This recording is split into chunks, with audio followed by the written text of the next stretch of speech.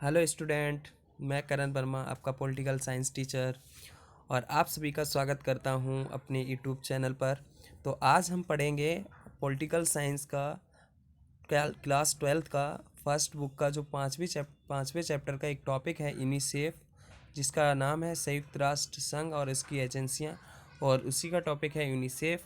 और यूनिसेफ की full form बताऊं तो United nation international children emergency fund, जिसे संयुक्त राष्ट्र बाल कोष कहते हैं।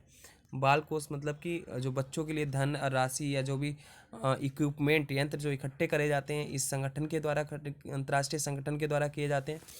इसकी स्थापना 11 दिसंबर 1946 को न्यूयॉर्क सिटी में होती है, जो कि अमेरिका में स्थित है। और और इसका मुख्यालय भी न्यूयॉर्क सिटी में ही है, और इसकी सदस्य देशों की संख्या है वो 191 है। यहाँ पे मैंने गलत लिख दिया है। और संयुक्त राष्ट्र संघ की ये जो एजेंसी है दुनिया भर में बच्चों को मानवीय और विकासात्मक सहायता प्रदान करने के लिए जिम्मेदार है।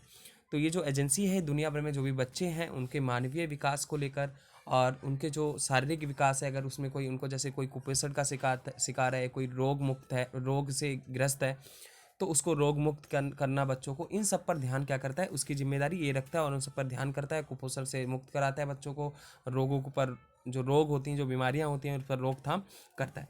और ये संगठन क्या है, दुनिया भर में अपनी पहचान के लिए, मतलब सामाजिक कल्याण संगठन के रूप में ये क्या करता है, पूरी दुनिया भर में जाना जाता है।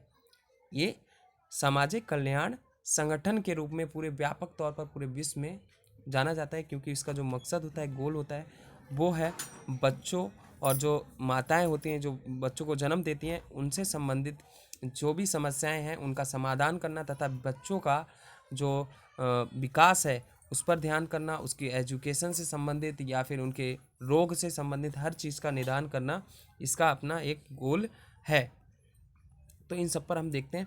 ये संगठन द्वितीय विश्व युद्ध से प्रभावित बच्चों और माताओं को तत्काल राहत प्रदान करने के लिए बनाया गया था।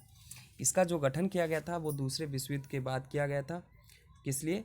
ताकि जो बच्चे प्रभावित हुए थे विश्व युद्ध से और जो भी माताएं थीं उनको एक राहत दी जाए, ठीक है, जो उन्हें उन बीमारियों से रोक कराया जाए, है ना। HIV जैसी होती है, HIV ऐसी कैसी बीमारियां होती हैं जिनसे इन्हें मुक्त कराया जाए।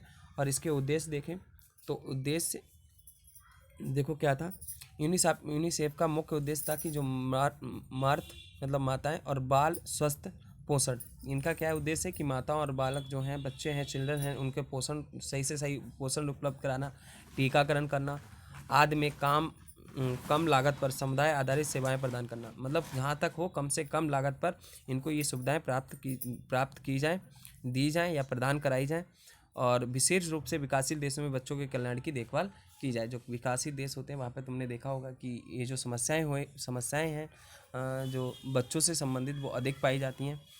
जैसे कि तुम सऊदी अरब के देशों में जाओगे या अरब दुनिया में जाओगे, कई सारे ऐसे देश हैं जहाँ पर बच्चों की बहुत काफ़ी हालत होती है। जैसे कि हमारे यहाँ पे भी तुम देखो, बिहार हो गया, कई उत्तर प्रदेश हो गए, कई सारे ऐसे देश हैं, रूरल एरिया है, जो ग्रामीण क्षेत्र में बच्चों के हालात बहुत ख़राब होते हैं कि कई सारे बच्चे कुपोषण के कारण, और कई सारी बीमारियों के कारण क्या होते हैं, जान गंवा देते हैं। और कई सारी माताएं जन्म देते हुए बच्चों को, मतलब पैदा करते ही क्या होती हैं, अपने जान गंवा देती हैं, ख़त्म हो जाती हैं।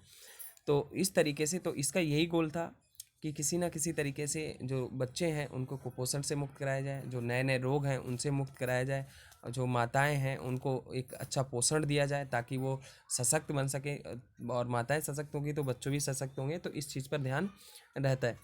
तो पहले देखो इनका कार्य क्या है, बच्चों के स्वास्थ्य और कल्याण के लिए काम करना, ठीक है। और ये कर्मियों को प्रशिक्षित करने के लिए धन प्रदान करता है। मतलब जो कर्मचारी होते हैं ना, वर्कर, उनको प्रशिक्षित करते हैं, पहले से चीज़ों को बताते हैं, उनके ऊपर धन प्राप्त करते हैं उन पर खर्च करने के लिए। जैसे कि देखो स्वस्थ और स्वच्छ कार्यकर्ता, अब हमारे पास कुछ वर्कर्स नॉलेज वाले लोग होंगे तभी तो अच्छे से सोसाइटी में जो जैसी समस्याओं से समाधान कर पाएंगे। अब जैसे शिक्षक हो गया या पोषण विशेषज्ञ हो गया, जो इन चीज़ों के बारे में जानता है कि क्या चीज़ें देनी चाहिए बच्चों को, क्या होना चाहिए, जैसे माताओं को किन किन चीज़ों का ध्यान रखना चाहिए, कौन कौन सी अवेयरनेस होनी चाहिए, जागरूकता होनी चाहिए, ताकि हम इन चीज़ों से क्या कर सकें, बाहर आ सकें। तो इन पर भी क्या करते हैं, ऐसे लोगों की एक टीम पूरी बनाना, उन पर पैसा खर्च करना, उनको एक एक्सपर्ट क्या करना, एक्सपर्ट इकट्ठे करना, विशेषज्ञ इकट्ठे करना जो इन चीज़ों पर ध्यान दे। इसका भी ये क्या है, कार्य है।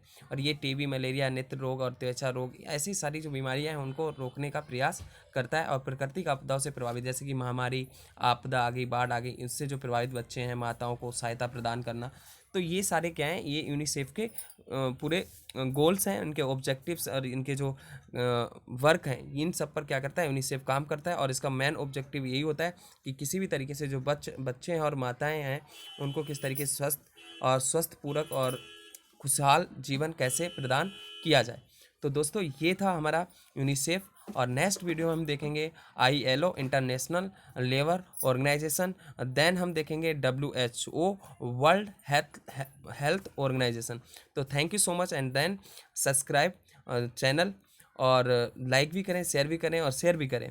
ठीक है, प्लीज़ यार सब्सक्राइब तो करें।